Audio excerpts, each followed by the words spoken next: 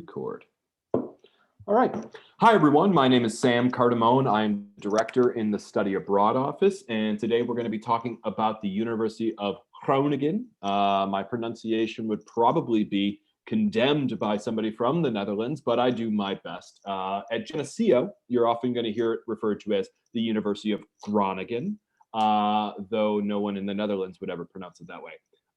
Joining me is one of our past students. Jillian, would you like to introduce yourself? Surely, I'm Jillian Todd. I am a senior at Geneseo, and I studied abroad at the University of Groningen in the fall of 2019. Um, so I kind of just missed COVID when I came back. Um, so yeah, Scooted right under the radar there. I really did. Yeah. So we're going to spend this time talking about the program itself, touching on the location, academics, housing, dates, much of the information that can be found on our website, but hopefully getting a bit more insight with Jillian here joining us and sharing her lived student experience.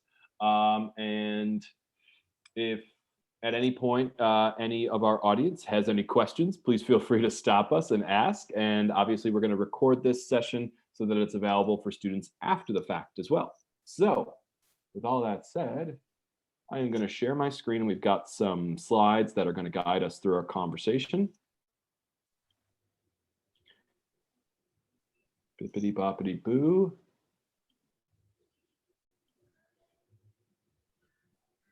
There we go. You should now see the University of Groningen, the Netherlands. Is that right? Mhm. Cool. So, first, the location.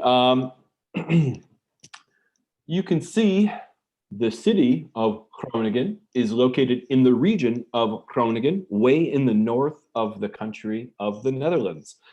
Many people are familiar with Amsterdam, here where the major airport, Schiphol Airport, is located. This is where most of our students fly into. They fly into Schiphol Airport here in Amsterdam, and then often will take a train up to Groningen to arrive to their city and where the university is located. There's about 190,000 people in the city of Groningen. It has won numerous awards as the best city in the Netherlands, best student city in the Netherlands, European city with the highest quality of life, and safest city in the Netherlands. And over half of the population is under 35. So it accommodates a traditional student age population with lots of things to do, lots of bars and restaurants and activities going on all the time. And the Netherlands is probably the most bike friendly country in the world, and the city of Groningen is probably one of the most bike friendly cities in the world. So, Julian, if you would tell us a little bit about tell us a little bit about the city itself. What was your experience living in the city and getting around the city? Mhm. So I rented a bike, of course. It's recommended that everyone who moves there does. And because it is an international student city, there are so many businesses that offer inexpensive bike rentals. And usually they'll help you out if you get a flat tire or something happens with the bike. They're really quick to help you fix it. So I had a bike and I took it everywhere. It took maybe 1 to 2 weeks to really learn the city well enough to not need any sort of reference. And you might be wondering, like, did you have a map? You probably used your phone, right? Well, it's strange because you're not really supposed to use your phone while you're biking, just like you wouldn't use your phone while you're driving. So that was sort of a fun and somewhat challenging process to navigate. But I was really excited about sort of how quickly I was able to learn that. One of the things that just surprised me about the whole experience. As Sam mentioned, the city is very lively, always something going on, especially around the holidays. Just a lot to do, lots of places where people can gather. Of course, all of that is going to look different with COVID on the radar, but hopefully by the time you would be traveling there, COVID would be less of a concern. So yeah, also very safe. I lived with a whole bunch of other students who are also international, so I'm sure we'll talk about housing later, but that sort of contributed to my experience of place. Um, And then yeah, just it's young, it's hip, but there's also a lot of history. So there's just this really interesting blend um, of sort of time period and activity. Jillian, you were there during the fall semester. What was weather like when you arrived, and how did the weather transition during your time there? Yes. So the weather was great when I arrived. Very warm, you know, sunny, just similar to how it was in New York at that time of year. And then the rainy season came in, and it rains a lot in the Netherlands.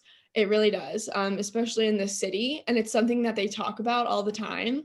And they sort of like to make the Dutch, I mean, sort of like to make light of this just by sort of making jokes. But it was really shocking to me to see how nobody's like life seemed very impacted by it. For example, you would see um, mothers and fathers biking to work with a child on the front of their bike and on the back of their bike in the pouring rain. You just go about life, you know, and it's raining. And even with the dreary weather, we still have all these statistics about this being one of the cities with like the highest quality of life. So it's really a testament to the mindset of the people who live there.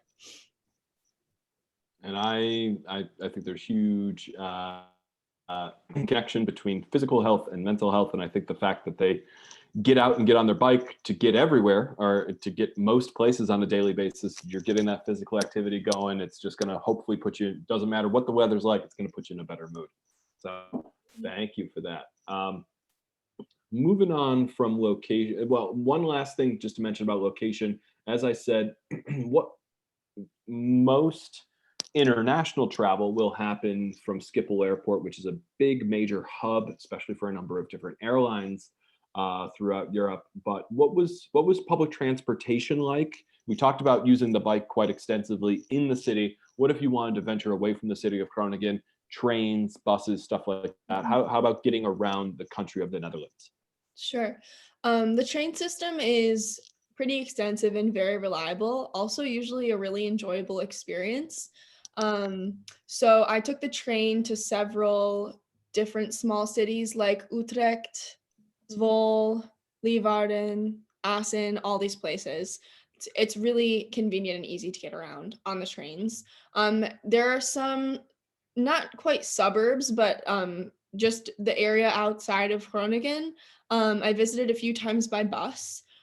So both within the sort of city limits, there's an extensive bus system. They're all electric buses, which is sort of exciting to see from an environmental perspective.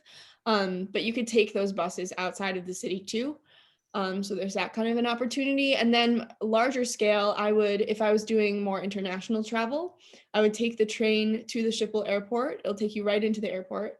And then I would fly out, you know, from there. I went to France, Belgium, Italy, etc. A couple more. Yeah. Perfect. Thanks, Julian. So a couple photos here just kind of showing the country of the Netherlands is known as the country of canals, and the Netherlands itself has a really interesting history and relationship with water management. Much of it accomplished through those canals, but it does create these sort of whimsical cities in the sense that you have these boats just floating right through the city on the canals, and plenty of houseboats and other boats and all kinds of boats, beautiful canals that kind of divide and navigate the city. Academics. The University of Groningen is composed of 10 faculties. So when a student at Geneseo applies to Geneseo, they're applying to the college. They apply to SUNY Geneseo, and then they're admitted to Geneseo, and then they say, I'm going to study communication. They declare their major. At the University of Groningen, you apply to a faculty. A faculty contains a number of degree programs, and Geneseo partners with 5 of the 10 faculties. So when you're studying there as an exchange student, you will belong to one faculty. There is, in some rare cases and in some instances, the ability to take courses from multiple faculties. But generally speaking, students who study abroad at the University of Groningen should plan to take most, if not all, of their classes at the same faculty. So there's the Faculty of Spatial Sciences, which we would refer to as geography. The Faculty of the Arts, which contains American Studies, English, International Relations, Communication, History, Political Science, and Dutch Studies. Behavioral and Social Sciences, which is where you'd find Sociology and Psychology. Economics and Business, which is where you have all of your business. And the Faculty of Economics and Business is also AACSB accredited, which is the same accreditation standard that Geneseo uses for our School of Business. And we also partner with the Faculty of Science and Engineering, where you find astronomy, biology, chemistry, math, and physics. Jillian, which faculty did you belong to, and what kinds of courses did you take? I was part of the Faculty of the Arts. My major at Geneseo is Women's and Gender Studies, and I minor in Native American Studies. So I was able to articulate courses that I had taken there as Gen Ed's major requirements and minor requirements.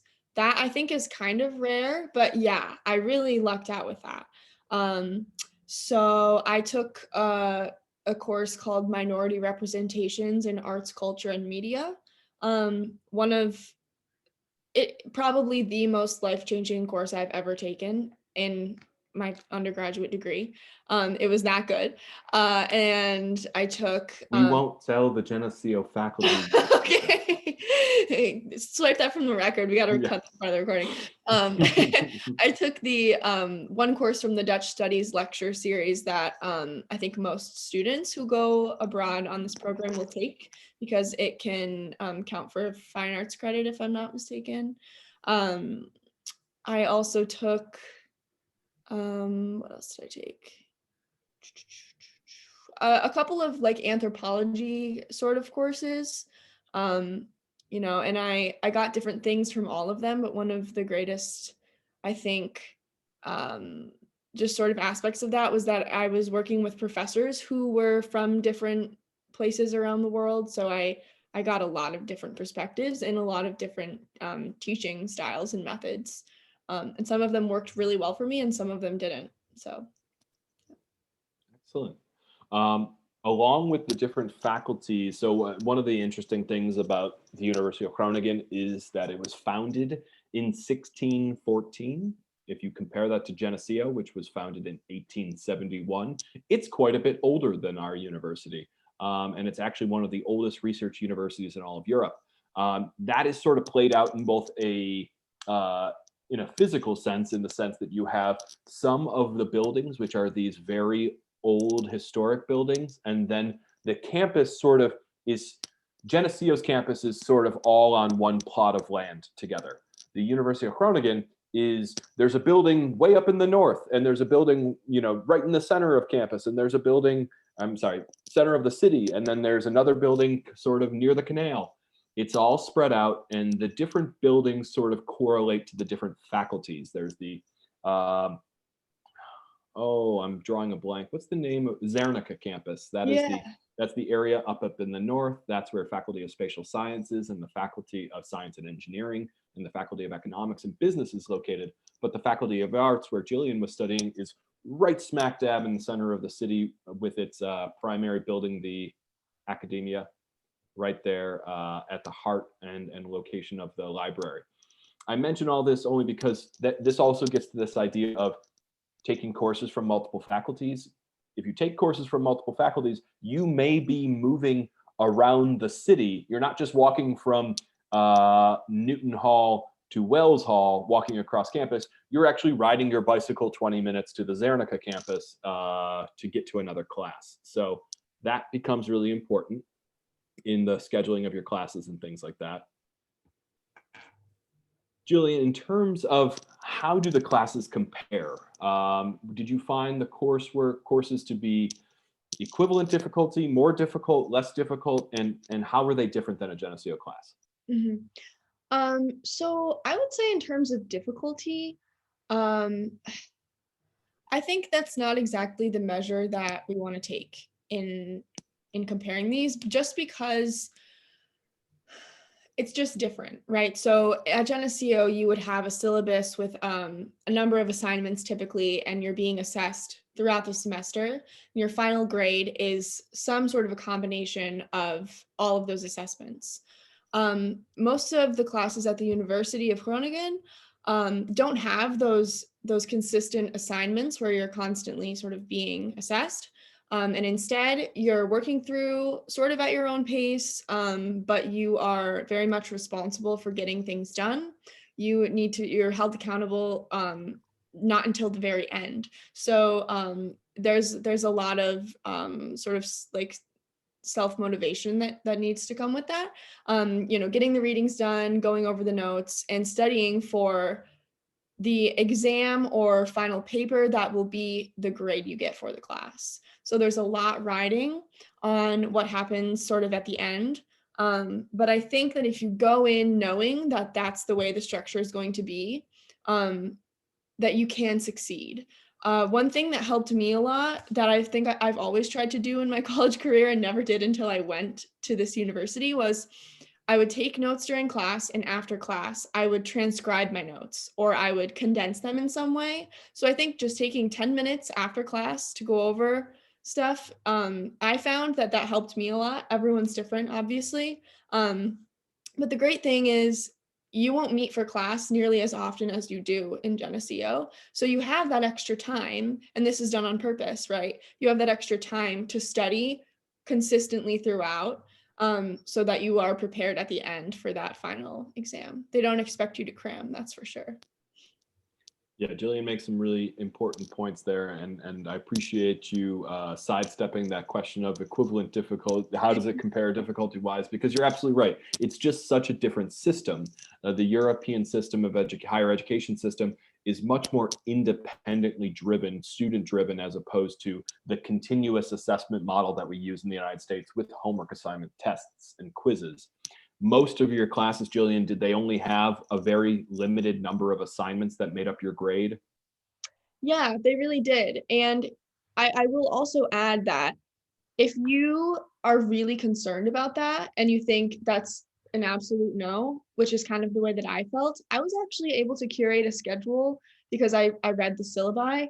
Um, that gave me a little bit more of an opportunity to get an assessment more often. So actually, my courses didn't end with that final exam that was my entire grade. I did have some more opportunities in mine. So the chance is there to get those kind of courses, but they're kind of rare. Sure. Yeah. So what, Jillian, what I'm hearing you say is that you kind of you received the syllabus to indicate how the grading was going to be done, and then you sort of looked at those and said, these courses and these syllabi, the assessment methods that are being used here are more in line with something that I'm comfortable with. There's maybe multiple papers, multiple assignments, a presentation.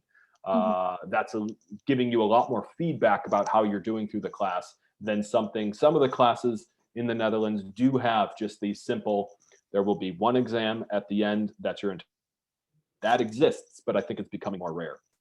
Yes, that is exactly correct. Cool. Questions about academics at all? No? Okay. So housing, where did you live and how did you like it? I am currently blanking on Corneliusstraat is the name of the building that a lot of students live in. And if you saw Corneliusstraat spelled out, you would say, how is it pronounced like that? Took me a while. But it's not too bad once you kind of learn. So essentially the style of rooming in this building is sort of like a corridor style at Geneseo. We have like the corridor versus suite distinction, but except you have your own private room. So hallway with a bunch of private rooms, everyone gets one. And then at the end of the hall, there's a bathroom and then another bathroom on the other end. So they're have two bathrooms. They usually have 2 or 3 stalls and 2 or 3 showers, co-ed typically. And then the hallway will also have a kitchen with 2 stoves, 2 refrigerators, and everyone kind of gets their own shelf, lots of cupboards, and then sort of like a lounge area too. There's also a balcony for you to have like a little bit of outdoor space. What else? So it's since this campus is so dispersed throughout the city, students don't really get their housing through the university like you would live on campus at Geneseo. So there's SSH, which is this independent nonprofit organization that provides housing for a lot of international students. It is typically international students who stay here, which makes for a really fruitful and exciting experience because you make friends really quickly with people you probably otherwise would not have encountered. And you can do, really sort of fun things like making an international dinner. Everyone makes, a meal from their home country and everyone shares. So that's really great too. As far as like amenities and such, it's listed on this presentation, but yeah, you get a bed, mattress, desk, table, lamp, chair, and a cupboard.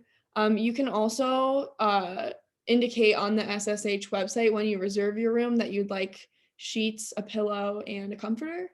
And you can also get like a kitchen set. So they'll have that all ready for you when you arrive if you opt into that opportunity. Yeah, you pay the extra fee and they'll have that stuff ready for you. The alternative to that is in that first couple of days of arriving, you're just going to need to go out and do some shopping at I can't remember what the name of the store is, but it's like a K type store. It's a what? It's like Kmart. Oh yeah, IKEA.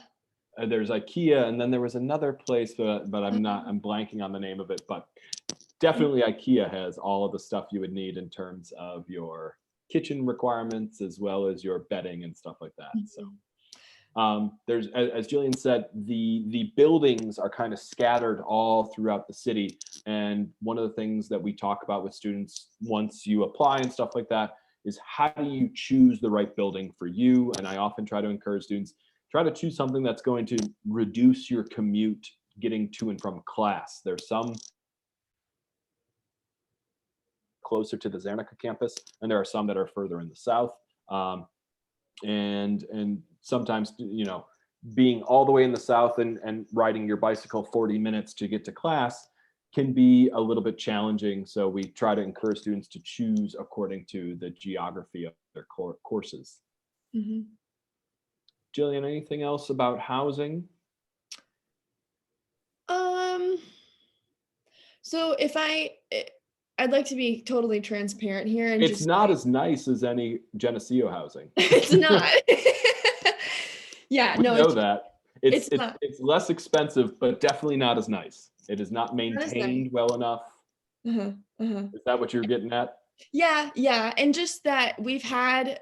So when I was there was an incident where some young rebellious kids from the neighborhood decided to come into our mailroom and just like put a bunch of stuff in there. Classic, kids being kids. So there was like that kind of a situation, and then yeah, just that it's not as nice as most of the buildings at Geneseo, but you make it home. Mm, yeah. What I would say is it has adequate security. It does not have good security. And we've had students in the past who were on the ground floor of one of the buildings, and their room was broken into because they left their bedroom window open and left their room. Somebody climbed in through the window and stole their laptop. So we've had students who have been victims of theft in their rooms, but this is not victim blaming, but the theft was made much more easy to accomplish with the window open, with the laptop sitting out invisible. So there's lots of things that students can do to reduce their risk and to increase their security, but it doesn't. Different than Geneseo, which you have to swipe into any building and then you have a key for your room. Was there any security on getting into the building itself? I know you have your own key for your room. Yeah, you get a key to actually get into the building too. And I think most of the entrances are through the bike shed. So you actually get in, there's a key to get into the bike shed, to get into your stall of the bike shed, and then to get into the building too. So there is a good amount of security. But things get left open, etc. So yeah. But all in all, it's a really great atmosphere in terms of community. That's for sure. Mm-hmm. in one of the safest cities, so, Yes. I have not had any students disclose issues of violent crime in the Netherlands. The thing that is disclosed that happens frequently is theft, specifically bike theft, which happens all the time. So locking up your bicycle is important because bikes will be stolen if they're not locked up, and bikes will be quickly sold on the stolen market very quickly. Mhm. I will say that I rented my bike for €12 a month, so it wouldn't have been too much of a disaster if my bike had been stolen. But still, Yes. Yeah. still fun. Yeah. Semester dates. The University of Groningen follows a slightly different calendar than ours.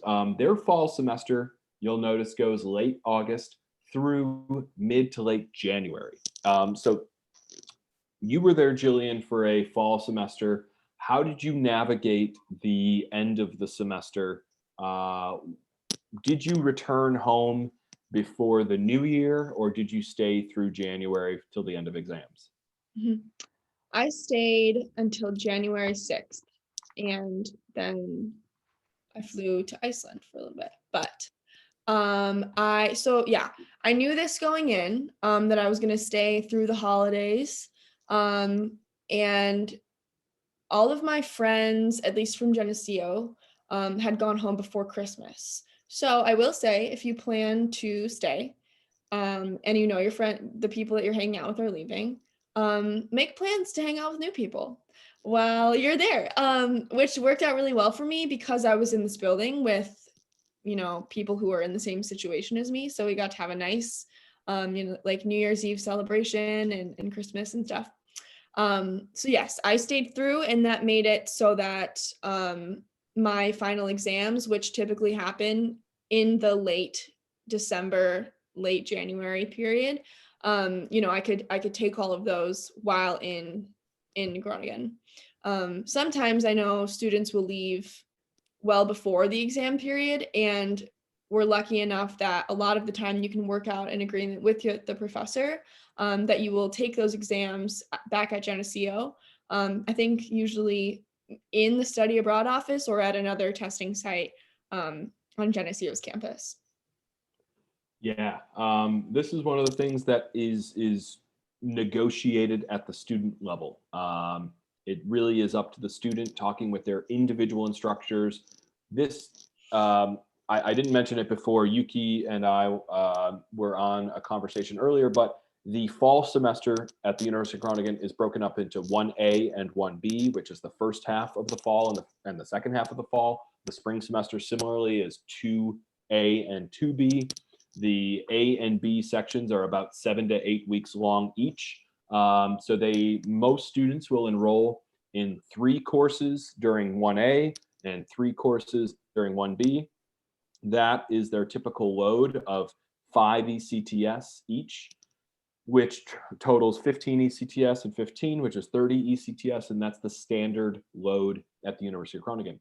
Geneseo students, to be considered full-time, must take a minimum of 12 US credits like any other semester on campus. The way you do that is you need to make sure that you're taking the equivalent of at least 12 credits, which is typically 5 ECTS, translates to 3 US credits. So that's making sure you're taking at least 20 ECTS, unless you're taking 10 ECTS courses, in which case, so long-winded way of saying you must be in at least 12 US credits when you're participating, and it's broken up into this quarter system. The important thing is the issue that we were talking about of the semester extending into January. We encourage students to stay until as late as they can and not depart early.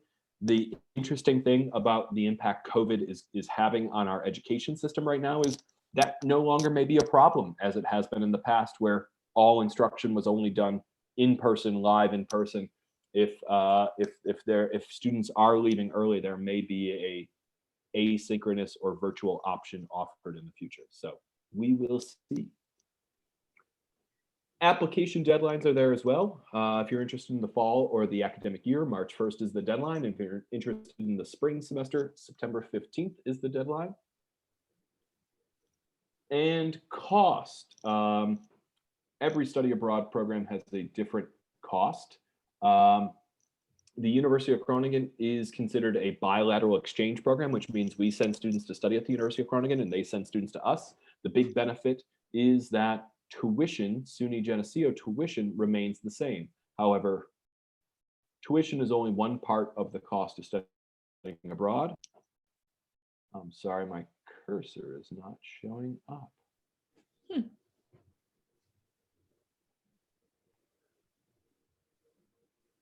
Let's see. So this will take us to the cost sheet for the Netherlands. Maybe that's why.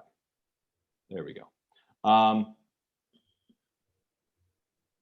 we'll just briefly look at that and try to break down that cost really quickly. As you can see, this is the cost sheet from 2019, 2020. We are updating all the cost sheets for next year right now, but most of our students will be New York State residents. And if you follow these three columns, if you are an out of New York State resident, you follow these three columns. But if we follow this one down, New York State resident for the fall semester, it's a $20 application fee, $780 fee for the study abroad differential, which includes your exchange fee. And then we're not spending a lot of time talking about health and safety here today, but every student who studies abroad must have international health insurance. This ongoing global pandemic, but this ensures that you'll be able to be treated and have health insurance while you're abroad. And so this number here represents what I call the fixed cost. These costs will not change and they will not be able to be reduced at all. Everything below there is the estimated costs. Every student must either get a resident permit or a visa. If you're a US passport holder, you would get a resident permit paying a country. You will get a visa or follow whatever directions are given to you based on your nationality. We estimate airfare a little bit high, and the reason that we do that, this cost sheet is also used for financial aid purposes, so that students are eligible for as much aid as it costs to participate in the program. And that's the number. This number here is what the financial aid office uses to determine aid eligibility.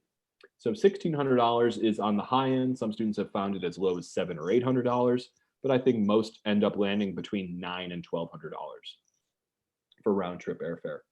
Accommodation, Jillian, I don't know if this looks accurate to you. Accommodation landing at about $2,700, but that's based on 5 months of accommodation at about $500 a month.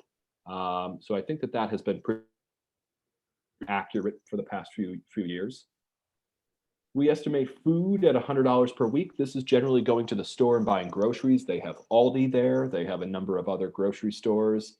Can't remember what the other name is. It's just called like large or big or something. Yeah. Oh gosh, I'm trying to remember. Jumbo. Jumbo. Yep. That's Jumbo what it is. one. Like it's a word. It's a synonym for large. It's funny because the other really popular one is called Lidl, which sounds like little. Little. There's the Lidl and Jumbo. Lidl. Yeah. And then there's also Albert Heijn, which is the like very nice Whole Foods type grocery store. Yes. Yes. So these expenses and then the spatial problems and spatial policies, this is specifically for a course. And if you don't take this course, you don't have to factor that one in. Jillian, did you spend much on books? Did you spend anything on books? I didn't spend much on books, no.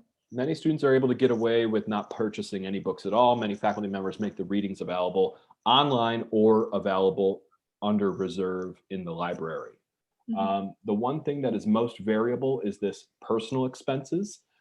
This is what I refer to as fun money. This is all your traveling that you might want to be doing.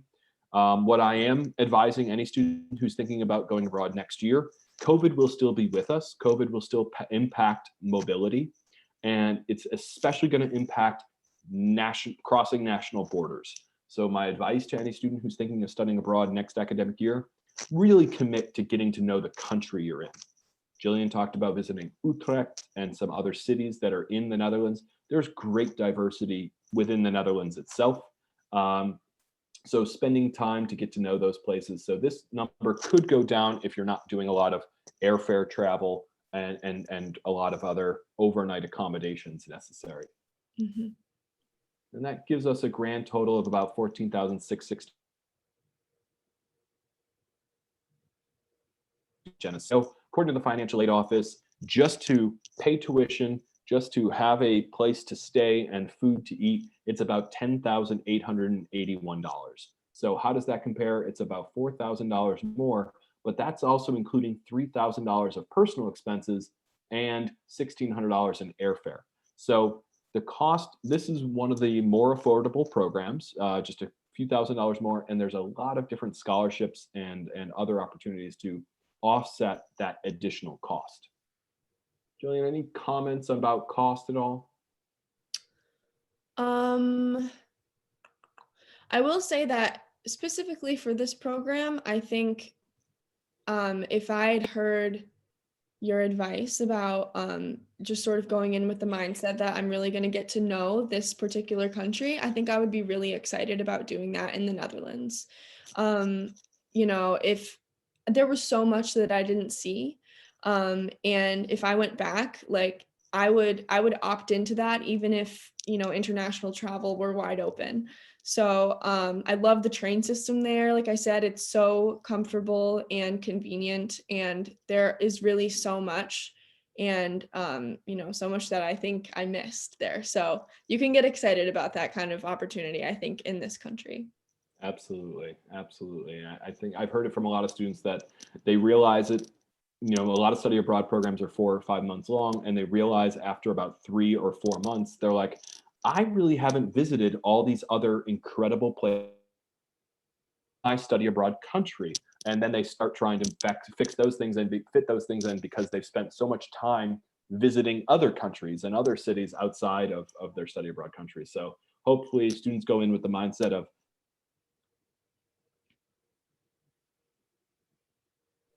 so just final things here. How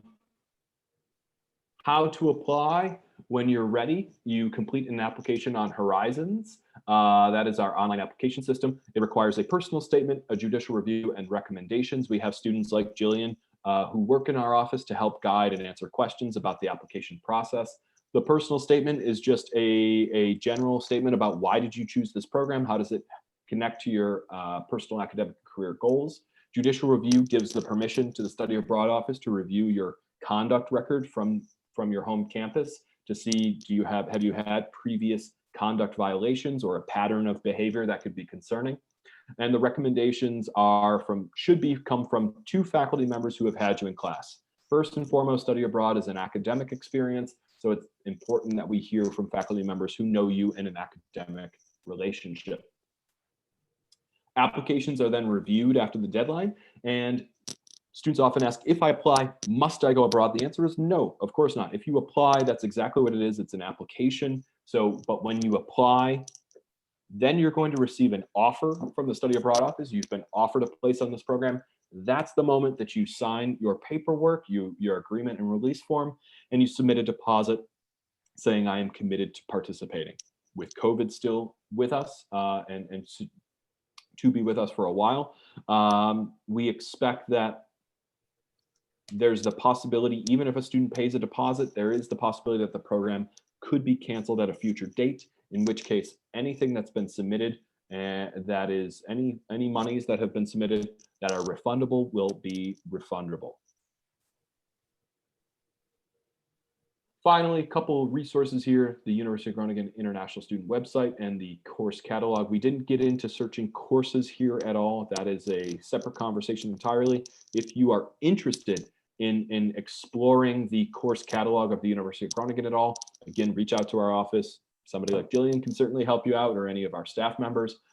It is one of the biggest steps in the process of studying abroad, as Jillian mentioned. You really want to find a program and courses that help you toward your major requirements, general education requirements, and any other minor requirements, while also taking things to learn about the place that you're going. So it's a big part of what the study abroad office staff does, is helping students understand what's offered and how does it, the magic word is articulate, how do those courses transfer back to Geneseo? How do they articulate back to Geneseo equivalents? So that's one of our jobs in the process. We also then connect you with your department chair to try to have that conversation if the courses have not been previously articulated. There's a shot from around the town. This is actually right in front of the, if you can imagine, the library would be on your right, the academia is on your left, and you can see all of the bicycles there chained up as hundreds of students are in the academia building at class. Beautiful city, amazing program, and this is the most active study abroad program, active exchange program in the SUNY system. We send the most students there to the Netherlands, and we receive the most students than any other study abroad program in SUNY. And the reason for that, it's a really great university and a really great experience. Jillian, are you glad you did it? Would you recommend it? I would absolutely recommend it, and I'm so glad I did it. I changed so much in a lot of positive ways, I think. You know, I learned things that I could not have learned in any other setting, in any other way. You know, and I made connections over there that I could rekindle, I think, at any time. And I think it's really powerful to have international connections for personal travel, but also if, you know, it turns into a professional experience again. So yes, I'm so glad I went, and I would absolutely recommend it to someone else, because even beyond the academic and professional, it's a really fun city to live in. It just is. And it's a great change from teeny tiny Geneseo. There's a lot that a person can learn while they're studying abroad. There's everything in the classroom, but there's also the out of classroom personal growth, as well as understanding what your own personal values are. And stepping outside your comfort zone often triggers those conversations and introspection more so than our regular everyday routine. So, Jillian, any parting words or advice to somebody considering? Have fun, work hard, be safe, and be ready for adventures, because you'll definitely have them. Amen. We've got more info sessions and other events happening. Go to just Google Geneseo Ready, Set, Study Abroad. That'll pull up a full list of all the events that are going on. And tomorrow, February 11th, 2021, I like to timestamp everything because I don't know how long these videos will reside around, but there is a session called Study Abroad in the Time of COVID. We're going to spend the entire hour, obviously the elephant in the room. We touched on how COVID might impact study abroad in the future, but we didn't get into it in great detail here today. Tomorrow, there's going to be a session dedicated to just talking about study abroad in the time of COVID. We're going to have Laura Evans, from SUNY Geneseo Campus Community Resource Nurse, joining us as well, bringing in a healthcare professional's perspective about study abroad in the time of COVID. So please do check that out. Join us for that. We'll talk about how do we decide if it's safe enough to start programs, as well as how do you individually keep yourself safe and healthy. That's it, everybody. Thank you all for joining, and a huge thank you to Jillian Todd, our student employee extraordinaire. We're so sad that you're going to be graduating, but so happy for you. Wow, thank you so much. I'm so glad that I get to talk about the University of Groningen at least one more time. Thanks, Jillian. Take care. Yep, you too. Bye.